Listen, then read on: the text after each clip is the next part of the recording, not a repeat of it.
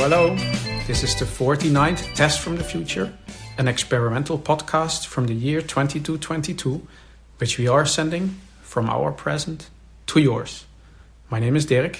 And my name is Simon. And we're putting the past in podcast.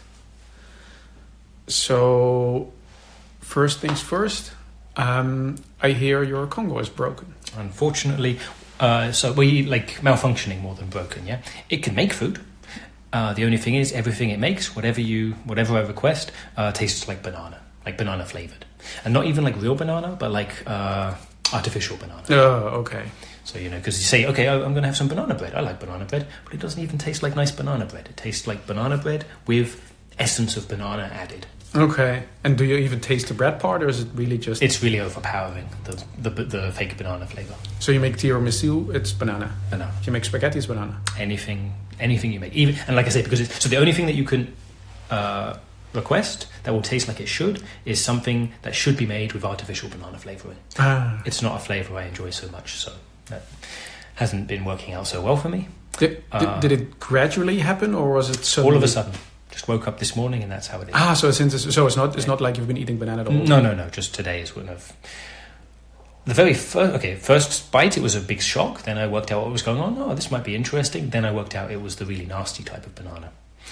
It should be fixed in the next few days, but until then, it's banana time. It's either banana time or yeah, exactly. So right before we started the recording, we ordered pizza. Yeah, should be delivered during our episode or after, but it's sure.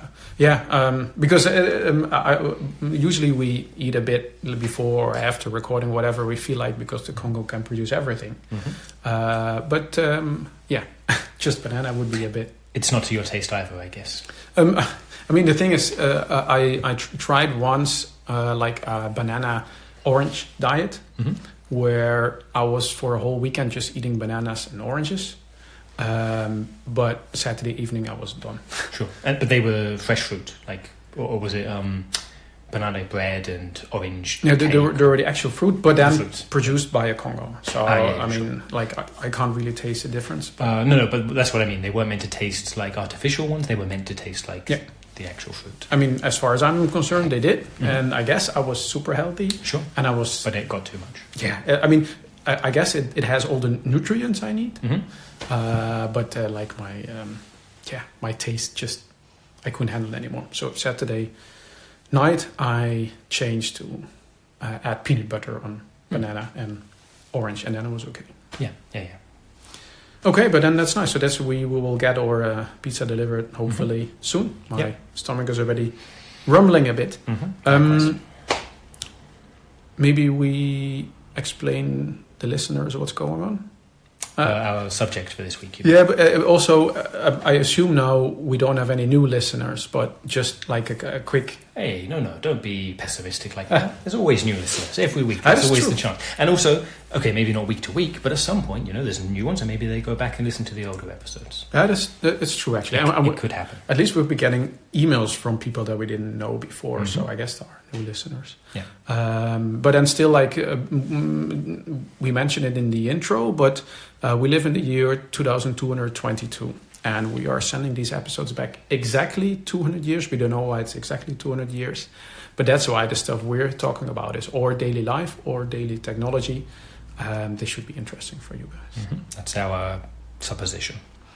And we would like to know if you're hearing this. We do want to know that. We make this show for our own entertainment and gratification, but we would like to know if other people hear it too. If you are hearing this, please send us an email. The email address is michaellasagna5@gmail.com. And in the subject line, put the number 49. That we will know that you are responding to this episode. Yeah. And you can't get an email from us back because we're going to read it 200 years later, but we will try to answer it. Right. If you have any questions for us, ask them in the email. Exactly. And then we can respond here in the show. Yeah, and then maybe we get to some of the emails at the end of the episode. But like I mentioned, we speak about our technology every time. And this time we've picked a really interesting subject, the crispy creatures. You want to introduce it or shall I? You can. I think you're more familiar with it.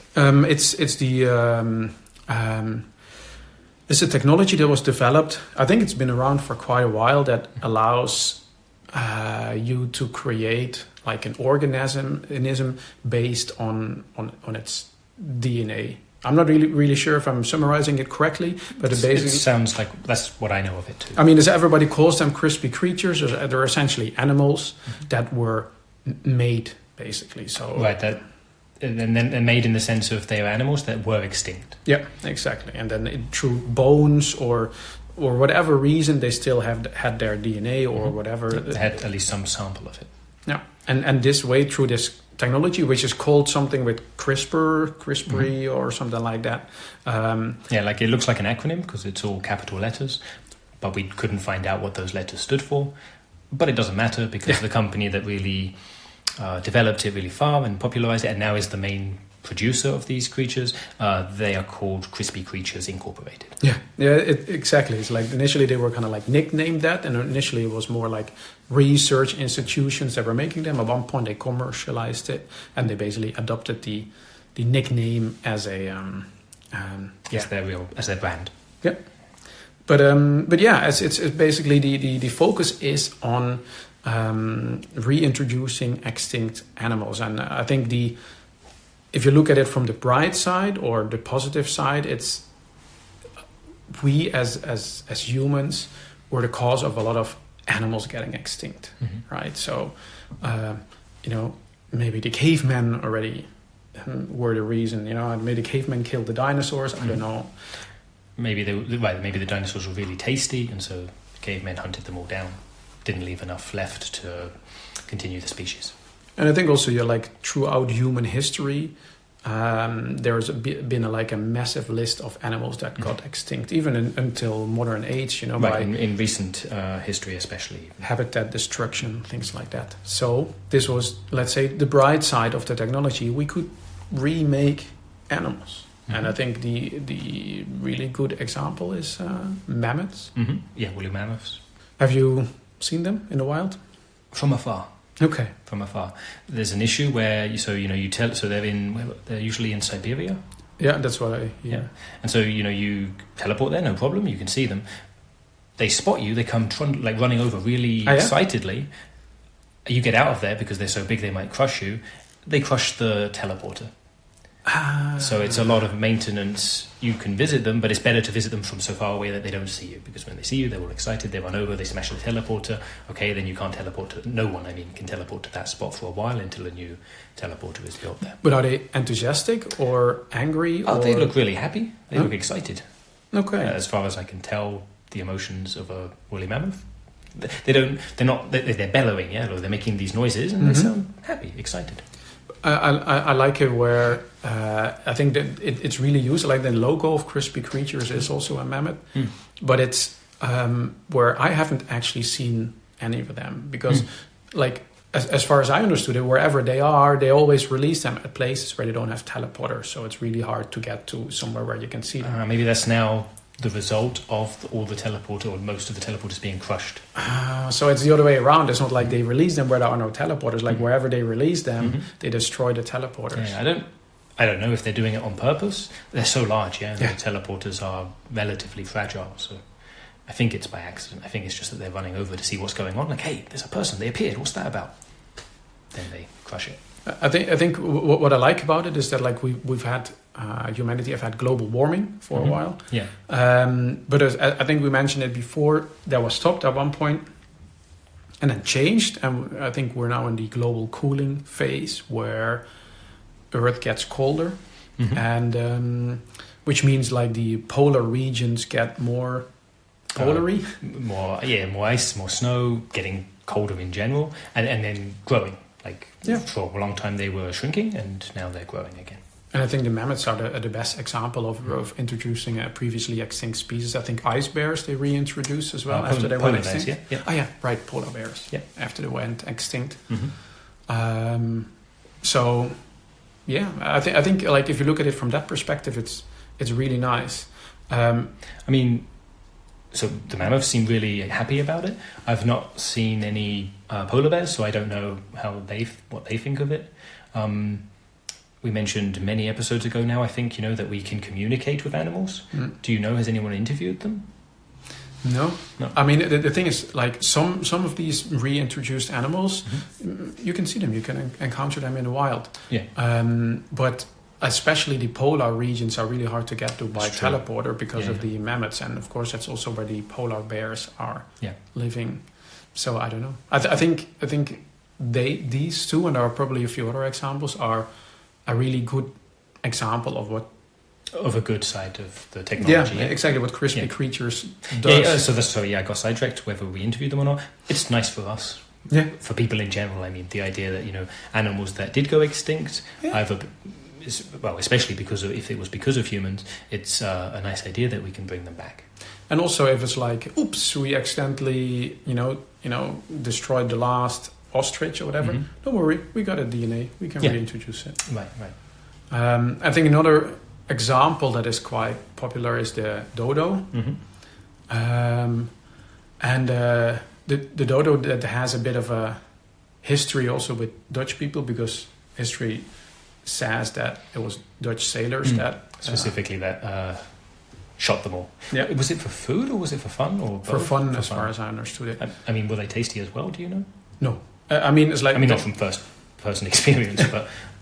from the stories, I mean. Yeah, I mean, as far as I understood, they were like they shot them first because they were on some island. Yeah. There were no people living there, so it was just boats occasionally landing there to get water. Then there were these birds walking around that were not used to predators, couldn't fly, and they were shot for food. Then they didn't taste well, so they weren't actually eaten. But because they weren't running away, they were just shot for fun. Okay. And then, but that's the thing, they reintroduced the dodo, and then it kept getting extinct. Okay. From people hunting them, or just from other things? Every time a new reason. Because I think there's some island, I don't remember the island, and then there are rats there. So they introduce dozens and dozens of dodos, and then the rats eat the dodos, and then they release them somewhere else, and then they're eaten by goats, or they have a virus, or they. I see.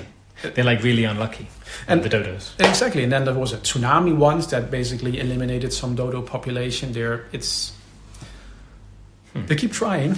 Yeah, I mean, that's the advantage of the technology. So, it's sad when a whole island worth of dodos gets wiped out, but they can be reintroduced again somewhere else. Yeah, exactly. Or you can have a dodo as a pet, It's not like the species now exist. And I think some people use them as a pet, but just in the wild.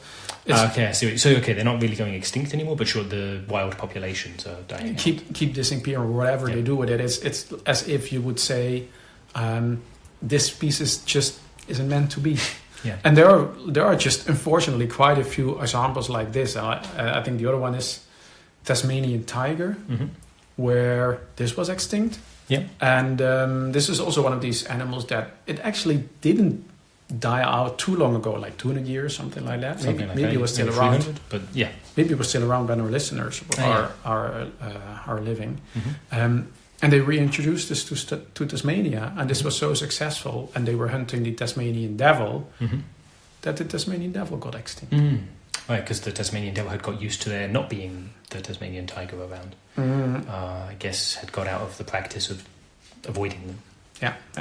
And that's so. But then, of course, they reintroduced the Tasmanian devil, but they now have to keep that kind of both of these populations. Like normally, nature takes care of things, and then we go oops, we actually. Takes care of it. I mean, that happens we're most concerned with animals that humans have wiped out, but that happens in nature, that some predator will be so successful that it will wipe out some other species that it was eating. Yeah, but it's also... But we want to kind of curate it, like garden it, basically. But sometimes it's I think the raccoon was introduced in Europe, and then 200 years later, the fox was extinct because the raccoon kind of took over. Right. And then it's okay, but is that nature or not? So they reintroduced the fox. Well, it wasn't people purposefully killing off the foxes, but the raccoons were here because people brought them. Yeah. Exactly. So it's like at one point you don't know anymore. That's also as an ethics advisor, you are confronted with these kind of questions. Should we do this or not? And then there's no right or wrong anymore. No, it's it's not a matter of right or wrong. It's a matter of, does it make sense? Yeah. Well, sure. So basically, I mentioned gardening. What kind of animals do you want around? Yeah, like it's they're not plants, they're animals. You can communicate with them, so it's obviously a different level of thing. But it's that kind of choice.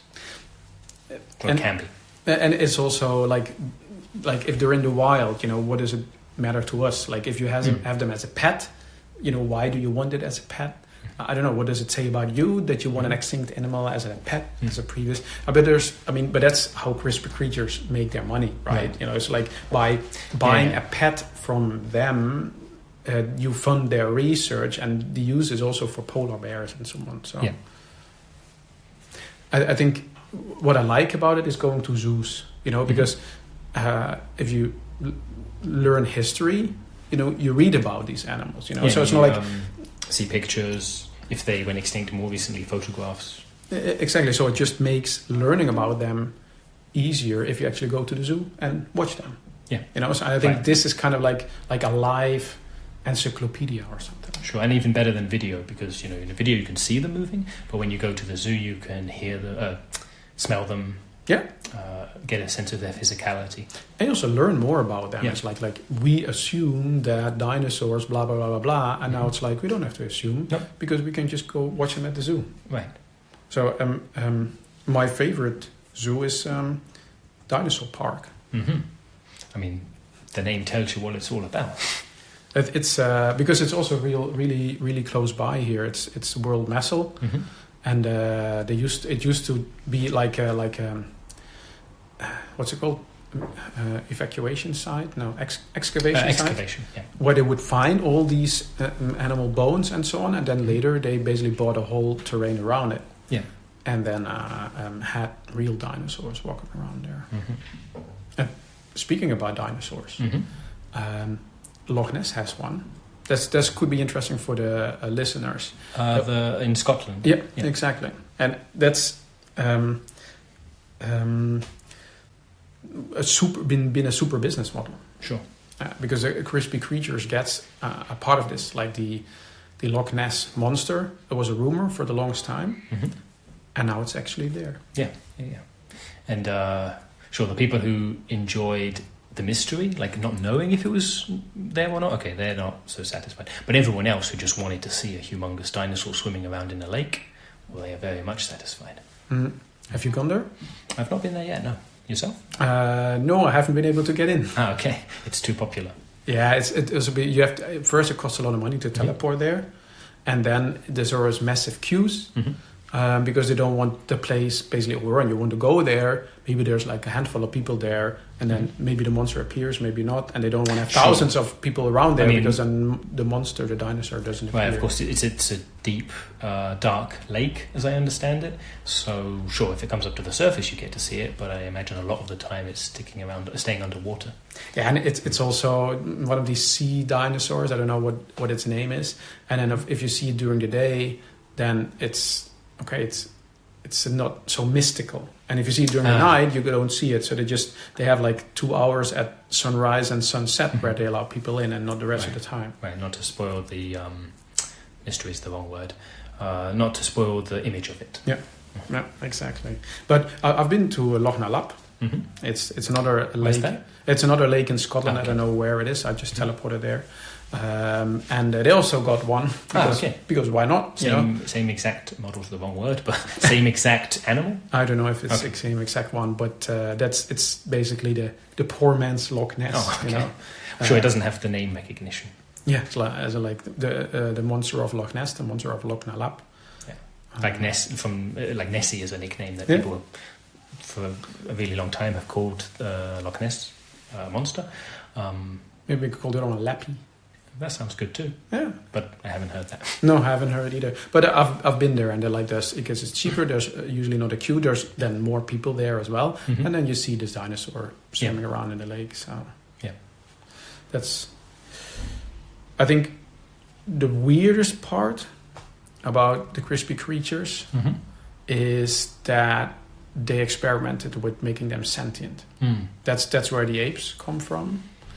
Yeah, and because we can communicate with animals, but like we mentioned before, if you're speaking with or trying to speak with like a wolf maybe, It's just focused on hunting. So you hear what it's saying, but or thinking, but it's basically thinking hunt, hunt, hunt, hunt, hunt, hunt. Yeah. Cuddle a bit, hunt, hunt, hunt. Something like that. But right, to make them sentient, that we can have like a conversation with them. Yeah. I think they stopped doing that, or at least really reduced that, because we know what happened with the apes. Most of them moved to Mars. Yeah. And it's So you still occasionally see a sentient animal. Mm-hmm. You can, like, just in the wild, as it were. Yeah. Yes, or in the city. Yes, okay. you recognize them because in the city it'll be much more noticeable. Yeah. I mean, it's like if you see a dog walking the street, it's probably a dog, But if it then sits back and takes out its e-reader or so, then it's like, okay, that's right. They didn't just modify their brains, but they modified their bodies, that they could like hold things basically in their hand or their paws. Yeah. I'm not really sure. I think that a lot of them is just trying and experimenting and so on, but then you quickly get into an ethical question. Once the creatures themselves are sentient and have a say in the matter, they may not appreciate it. And it's not like with robots, that robots can make robots. A sentient dog can't easily make another sentient dog. It was like it wasn't a trait they could pass on to their children. It's not so easy to do. Right. So that's why it's okay, not as easy as robots. Yeah. It's like Crispy Creatures is basically having a bit of a monopoly over making animals and also making sentient animals. So they dialed that back. But you still occasionally see, I don't know, like walrus on the beach, where you go like, that doesn't look like a normal walrus, when it's under an umbrella or with sunglasses on, sipping a cocktail. Yeah. I think. Do you have anything? So there were. It was a few years ago. It wasn't a sentient one, but a saber-toothed tiger, or a few of them actually. They escaped in San Diego. Yeah. And that was pretty dangerous. These are with the massive teeth. Right. Really big cats with really huge incisors. Yeah, like the two teeth at the front. I remember that. Yeah, they made a mess, right? Mm-hmm. I mean, no casualties. I remember, but that was a lot of very scared people. Yeah, like exactly. Then people got hurt, but lots of pets did get hurt, and everyone was hiding in their houses. Didn't one end up in somewhere else, like Shanghai? In Shanghai, because it ran through a public teleporter. Because that's the thing we mentioned before. Like how did the raccoons coming to Europe, for example? Yeah. It's even easier for that kind of thing to happen now with teleporters, especially public ones, which are effectively just gates that you walk through to somewhere else. But just one got through to Shanghai, and sure, they managed to catch it there. Okay. Oh. That's the teleporter. That's the teleporter. Shall I get it? Yes, please. That should be our pizza. Okay, I'll let the delivery guy in. Yes, please. Hey, it's a little dinosaur. There's a baby dinosaur pizza delivery person. Hello, who are you? Hello, I'm Rexy the dinosaur. Okay. You can call me Rexy. Okay, Rexy. It's nice to meet you. You've brought our pizza. Thank you very much.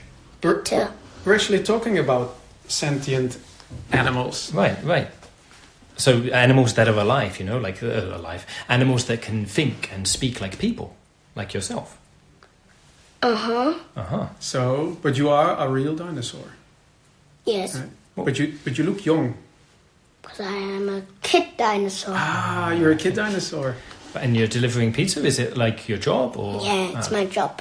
I see. Okay. To do by different planets. You take the pizzas to different planets. Pieces. Okay. I don't have a scooter to deliver pizzas. I have a teleporter. Right, that's how you got here today. Yes. Do you eat pizza yourself? Yes. What's That's my favorite food. What's your favorite pizza? Margarita. Oh, yeah, I like that too. Mm-hmm. But today I didn't order. I don't remember what I ordered. I mean, I ordered my regular. It's a Diavolo, extra spicy. But you're the delivery guy. Which pizza did I get? You got it. Macaroni pizza. Oh, yeah, that's right. Now I remember. Yeah. Macaroni pizza. That's my favorite pizza. Yeah, I mean, we'll eat them later after the show, but do you mind if we ask you some questions, Rexy? Yes. Okay. Or speak to you in general, yeah? Because, like I say, we're having this show about animals from long ago. So Exactly. So we're talking about animals from a long ago that were now made. What's your favorite animal? T-Rex. T-Rex. Oh, because you am one. Because you are one, yeah. But Yes. Do you know any other T-Rexes? What? Do you know any other T-Rexes? I've heard dinosaurs that are T-Rexes. Tyrannosaurus Rexes. Yeah, I know some. You know some, yeah? You go to dinosaur school? Yeah. Oh, cool. They are not just dinosaurs, also more. And more animals. More Different types of And animals. Lehrer, The teacher? the teacher is octopus. And it very can cool. do lots of things on the tafel. On the board, writing on the board. Yeah. Smart. What's your teacher's name? Frau Octopus. That's smart. That follows. But okay. So I heard about this where the sentient animals, they go to. It would make sense to go to school. Yeah. Yeah, and it's not just dinosaurs in your class, right? There's other animals too. Yeah, like beaver. A beaver, yeah. Is it like this giant beaver? Oh, yeah. Giant. Because. Yeah. Okay. So. Giant beaver, yeah. Yeah, like the size of a person, basically. Yeah, it's the size of a person. That's really, really. Yeah, we can project a few of the pictures on the big screen. Right, so that you can see what we're talking about. Yeah. Because we're talking about some of these animals.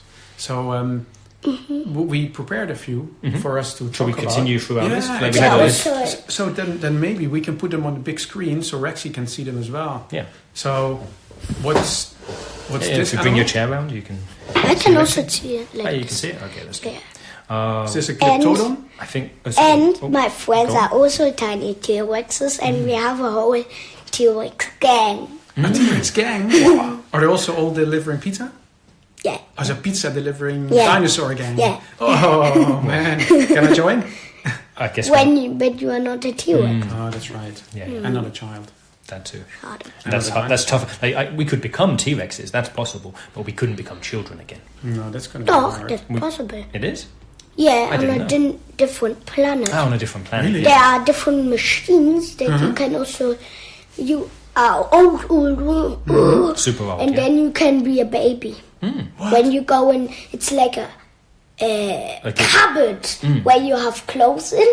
When you go in, there's like a monitor and Some buttons, maybe. and you press the gear. But do you remember? So if you were an old man and you become a little kid, do you remember everything from your life? Yes, of Okay. course. You don't forget everything. I didn't know. Which planet is that? Where I live. Whoa. That's I think on the moon. On the moon. Okay. That's cool. That could be possible. There's a lot of things on the moon that I don't know about. Right. We can have an episode about this at some point. Yeah. Maybe if you don't mind, Rexy, we might ask you to come back for that episode in the future. For me. Okay. Yeah, you can tell us about that. You can deliver pizzas. We could order another pizza. Then I would come.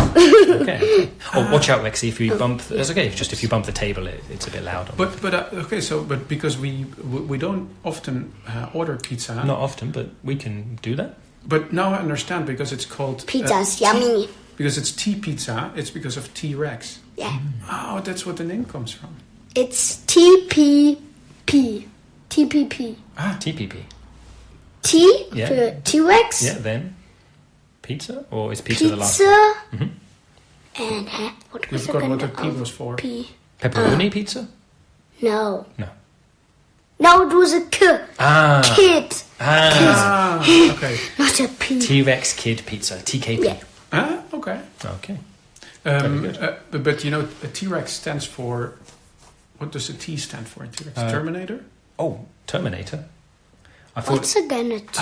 But it wasn't a. Yeah, right. Okay, nice. I mean, I've moved on to Rexy. We have this list of animals, and this is one called a Terminator pig. For the listeners, we're looking at a picture of a pig. But it's a really huge one. It's taller than a person, like a grown man. It doesn't say how tall he is, but he looks normal, like average height. And the shoulders, or even the head of this pig, is higher than his head. Oh, that's crazy. Does it Crazy high. Does it live somewhere? Did they release this? I don't know. is this? I mean, this list of animals we prepared before. Do you know what is our Schuldirektor? No. Our school director is a principal or head teacher. Yeah. Yeah, is a big this big beaver. Another okay. of the giant beavers that we saw earlier. Yeah. But a much giant. Even bigger, like much larger than this one. Yeah. Do you have 2 times so big like a Erwachsener? Do you have a megalodon at your school? What? A megalodon? Wow, that would be tough. It's a really enormous shark. Maybe in the swimming pool? Yeah. Yeah, you can play. That's the Schwimmlehrer, but he's nice. Megalodon is a swimming teacher. That's a good idea. Because, if anyone starts sinking, you can just swim up underneath them, lift them up on his back. Is he nice? Yeah, he's pretty nice. Oh, okay. He's a nice kid. Because he looks really scary. Yeah, I guess that's just because in this picture, Because he's eating a whale. But he doesn't eat while he's teaching you how to swim, right? No. But you have he eats at lunchtime. But you have a really big pool then. Yeah, super big. Because if they make it's like thousands swimming pools.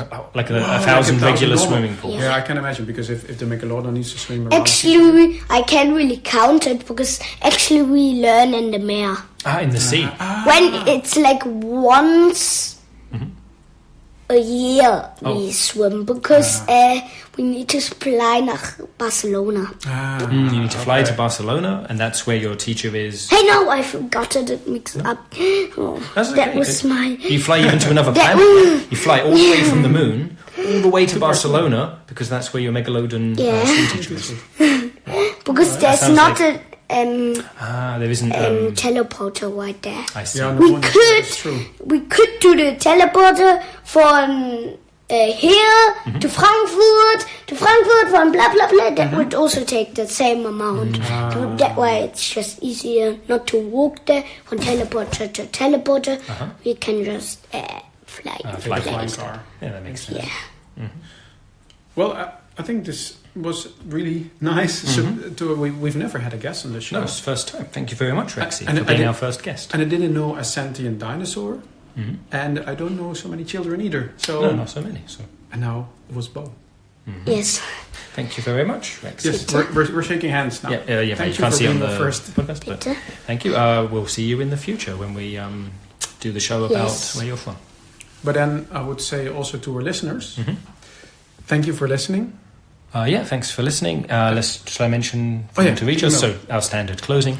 If you're listening to this and you'd like to let us know that you've listened to it and you have questions for us or even Rexy as well, please send an email to michaellasagna5@gmail.com with the number 49 in the subject. I just want to say something. Please do. Rexy is for T-Rex. That's why it's your nickname. Makes sense now. That makes a lot of sense. Thanks for telling us, Rexy. So that's it for me. All right. Then I would say thanks for listening and see you in 200 years.